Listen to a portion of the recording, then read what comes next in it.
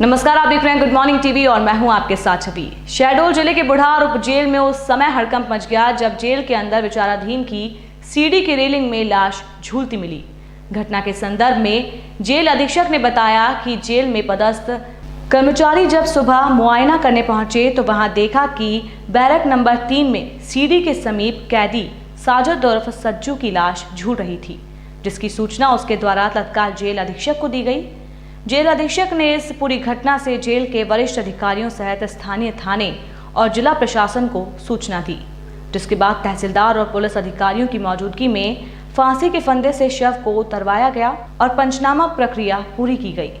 इस दौरान जब अधिकारी मौका पंचनामा बनाने आदि की प्रक्रिया के दौरान वहां पहुंचे तो अन्य बैरकों में बंद दर्जनों कैदी जेल प्रशासन मुर्दाबाद सहित जेलर श्याम कुशवाहा पर प्रताड़ना के आरोप लगाते हुए नजर आए।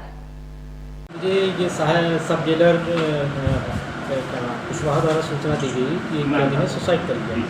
तो हम लोग आए, मैंने तहसीलदार को भेजा। तो हम लोग अभी अंदर जाके देखे तो वो सेकंड स्टोरी के जीने के उसमें जो रेलिंग है उसमें लटका हुआ है। सर, इसमें जो कैदी हो पूरे लामबंद हो गए हैं और एक स्वर में जेलर के ऊपर कई आरोप लगा रहे हैं। अब अभी मैं 17 जुलाई को मैंने निरीक्षण किया था, मैं अंदर भी गया था, सभी बैरक में गया था, सभी कैदियों से पूछा था, किसी ने कोई प्रॉब्लम कोई नहीं बताई थी। सब अच्छा, साफ़ सफाई भी अच्छी है, खाना भी अच्छा था, किसी कैदी ने किसी प्रकार की कोई समस्या मुझे 17 जुलाई को नहीं बताई थी। अभी आपके सामने पूरे कैदी हैं, वो लामबंद से चिल्ला रहे हैं। अब वो चिल्ला रहे हैं, उसका अब ये इसमें क्या कि जुडिशियल इंक्वायरी होती है, जुडिशियल इंक्वायरी में पता चलेगा। उनके जो कैदी है वो भी बयान देना चाहेंगे, उनके बयान लिए जाएंगे और उससे बात जो निकल के आएगी उस समय फिर पता चलेगा क्या है रीज़न इसका। अभी प्रथम दृष्टया में क्या समझ में आया सर, क्योंकि वो कैदी जो है अलग से वो ऊपर जाके फांसी लगा, जबकि वहाँ किसी का आना जाना है नहीं, गेट लगा हुआ है, वहाँ इतना जल्दी कोई जा भी नहीं सकता है, तो कहीं ना कहीं थोड़ा सा कुछ न कुछ लापरवाही तो ऐसा लग रहा हुई होगी, क्योंकि साथ बाकी कैदी अगर बैरक में है तो उसको भी बैरक में होना चाहिए। धन्यवाद। इसका नाम है सज्जू उर्फ साजिद, पिता सत्तार उर्फ पप्पू। ये अपराध धारा 307 में न्यायालय बुढ़ार से 9 जून 2020 को जेल में प्रवेश हुआ था और आज सुबह 9:45 बजे हमारे गार्ड मुखिया ने आकर के बताया कि तो फांसी लगा लिया है। तत्पश्चात मैंने वरिष्ठ कार्यालय को सूचना दिया और वरिष्ठ अधिकारी उपस्थित हुए, मेडिकल ऑफिसर उपस्थित हुए, एसडीएम साहब उपस्थित हुए। किस चीज़ से कहाँ लगाया था फांसी? 3 नंबर और 4 नंबर, 2 नंबर और 3 नंबर का जो जीना है, ऊपर जीने से बालकनी को जाते हैं, उसमें बीच से रास्ता है, उसमें वो चढ़ करके और गमछे से वो फांसी लगा दिया है। ऑन स्पॉट पर जाकर के देखा तो वो लटका हुआ। लेकिन वहाँ जाना तो संभव नहीं, वहाँ गेट लगा हुआ है, ये बैरंग में था, ये कैसे वहाँ पहुँच गया? वो उसमें टेक्निकल फॉल्ट है। उसमें जब हमारे जेल ओपन होने से पहले जेल डीआईजी डॉक्टर सोहेल अहमद साहब भी आए थे, तब उनको भी इस चीज़ की जानकारी दी थी। अब बोले कि अब इसमें अब कुछ हो नहीं सकता है, लेकिन ड्यूटी वाले जो अपने जवान रहेंगे उनको विशेष सतर्कता बरतने की हिदायत दी। ये बड़ी चूक थी, चूँकि वो वहाँ चला गया ऐसे में। हाँ, तो उसमें कुछ हमारा जो गार्ड ऑन ड्यूटी स्टाफ है उसकी थोड़ी लापरवाही हुई है कि उस बंदी को वॉच नहीं दिया।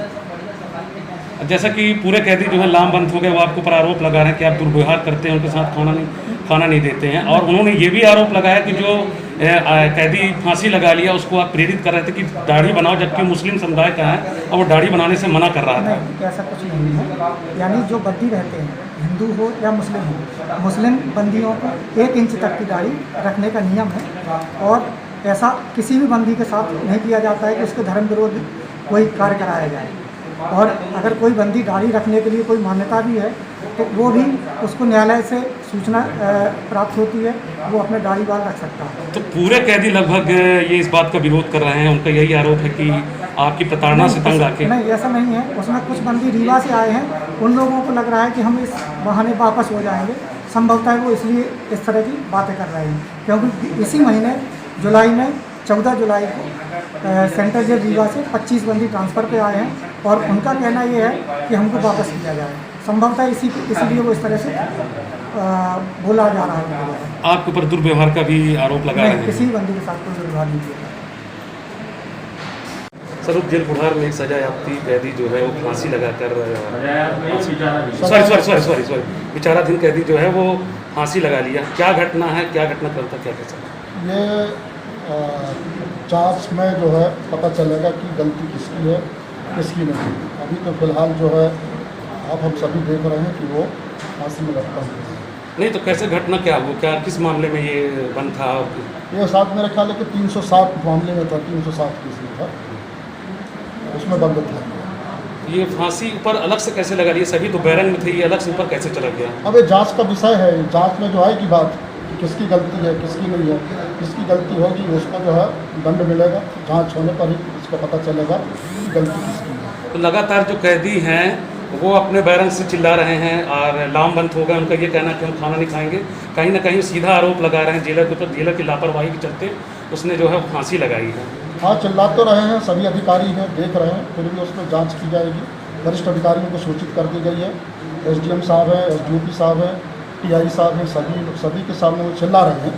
इसकी जो है जानकारी वरिष्ठ अधिकारी को दी जाएगी, जांच होगी, जांच के बाद जो है पता चलेगा घटना कैसे हुई। जेलर की कार्य प्रणाली पर कई सवाल उठा रहे हैं। उनका कहना है कि खाना अच्छे से नहीं देते, दुर्व्यवहार करते हैं। देखिए, ये शहडोल जेल के अंतर्गत में है बुढ़ार और लोहारी। जब से ये कोरोना जो बीमारी जो फैली है, इसके पहले मैं भ्रमण में आता था, उस समय तो कोई शिकायत नहीं आई, लेकिन फिर भी 5-6 महीने के बीच में गैप हो गया।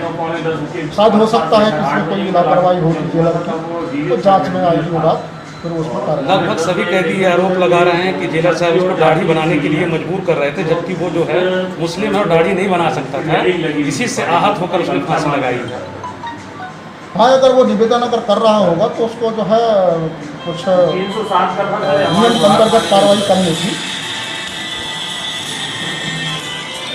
इस खबर में फिलहाल इतना ही। और भी खबरों के अपडेट्स के लिए आप निरंतर बने रहिए गुड मॉर्निंग टीवी के साथ। गुड मॉर्निंग टीवी को यूट्यूब में सब्सक्राइब करें और बेल आइकॉन भी दबाएं। नमस्कार।